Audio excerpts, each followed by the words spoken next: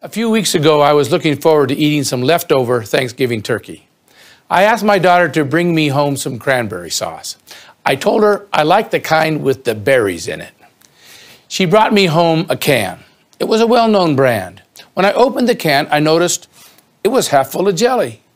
There were a number of berries at the bottom, but it clearly wasn't what I was hoping for.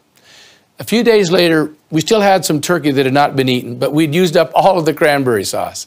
I rummaged through the pantry to see if by chance there was any cans of cranberry sauce from last year. There was. I checked the expiration date. Still good. And it was the kind with the berries. But it was a different brand than what my daughter had purchased the previous week. In fact, it was a brand that I'd never heard of.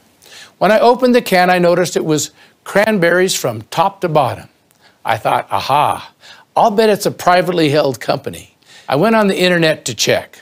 Sure enough, the can that I had opened a few days earlier that was half jelly was a well-known household name, a public company.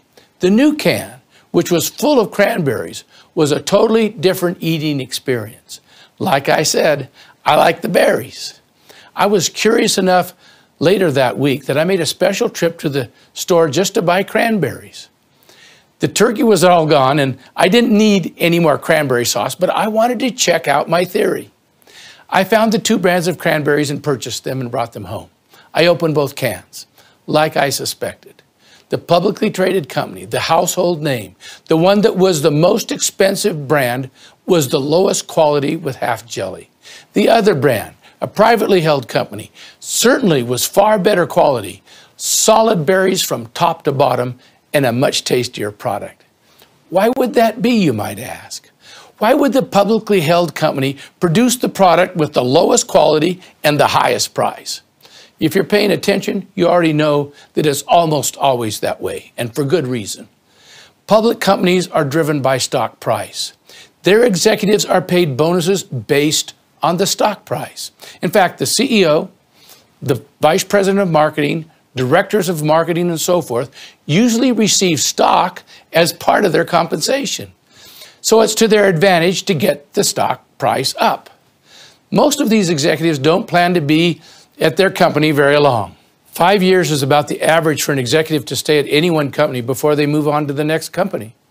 To receive bigger bonuses and to feather their resumes, they need to increase profits today. Now, stock prices are driven by the profitability of the company. Now, to increase profits, they need to increase revenue or decrease expenses. They can try to increase the price to increase revenues, but they're hampered in doing that because if they increase the price too much, no one will buy their product. So the other alternative is to lower costs. Lowering costs almost always mean lowering quality. Cranberries are the most expensive ingredient in cranberry sauce. Therefore, the best way to take the cost down is to remove some of the cranberries and replace it with cheap jelly that is mostly sugar. So when the VP of marketing suggests that they take out the cranberries to increase the profit, the CEO is quick to approve the proposal. Now, take a private company, especially a company that doesn't ever plan to go public. Since there's no stock price, there's no desire to drive the stock price up. Of course, you want to be profitable, but enough is enough. Executives of the privately held company are not compensated by receiving stock. Executives running public companies are governed by short-term goals.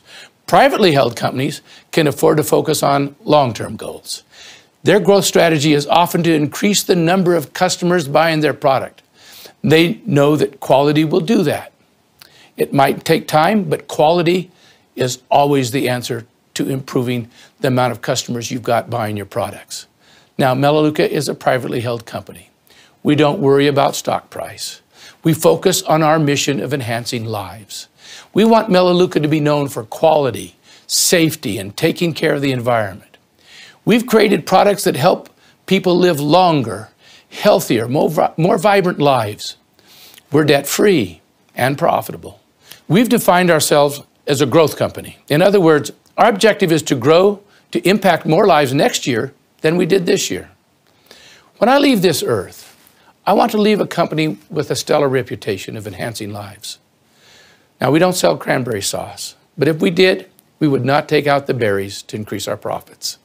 There's simply a huge difference between us and the publicly traded companies in how we think and how we operate. And since most consumer goods in America are manufactured by publicly traded companies, this leaves a tremendous opportunity for Melaleuca. There's a huge void for quality products, especially in the arena of wellness products. That's the main reason we have grown so quickly. As people continue to discover the difference with Melaleuca products, our growth will continue to accelerate. I'm really proud of all those who've built this company. I'm very aware that this entire company has been created by thousands of average people with tremendous heart and courage. It takes courage for people to get out of their comfort zone to tell people about Melaleuca products. I'm grateful for the thousands who've gone out of their way to do so. We often celebrate the movers and the shakers. We walk them across the stage and we give them big checks. But we often overlook those who just brought one or two customers to us. And yet, those people are extremely valuable to us. Even if you have enrolled just one customer, I want you to know you have made a big difference for us. In fact, over half of our customers have been brought to us by people who've enrolled fewer than 10 customers. So you don't have to be a massive enroller to have tremendous value to Melaleuca. Now, let me give some advice to those of you who are endeavoring to build a thriving Melaleuca business. There is great folly in comparing ourselves with others. Just because someone else is moving faster than you, or someone else has done more than you, don't underestimate your value. Don't get discouraged when you hear the stories of rapid advancements. And don't underestimate how proud we are of you and how much we appreciate what you've done. Don't discount your contribution just because it appears that someone else has done more than you or done it faster. Your consistency is much more valuable than their flash in the pan. Now, we're all in this together. I'm no different than you. We're all just average people trying to do our part, and every part helps. Regardless of what you see someone else doing, set your own pace, knowing that every customer counts. Celebrate everyone. The most valuable activity is reaching out to those on your contact list to make appointments. Celebrate every time you make a phone call. You can celebrate your success even when they turn you down because you did your part. You followed through. You made the call. You're doing what every successful Melaleuca marketing executive has done, setting appointments, making presentations. They won't all say yes today. Don't expect them to. Remember, no means simply not now. I need more information. You can give them more information tomorrow or next week or next month. Eventually they will come. All roads lead to Melaleuca. The day will come when no one can afford not to be a Melaleuca preferred member.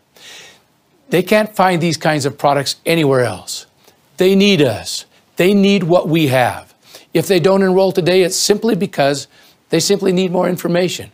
And as people learn more about us, as our reputation continues to grow, eventually they will all come. But for now, it's one customer at a time.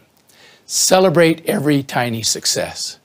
Thank you for being a part of us. Thank you for helping us change lives. This is a fun and exciting business, so establish your goals and set about making those phone calls. If you discipline yourself and don't allow yourself to get distracted, you will reach your goals. It's only a matter of time.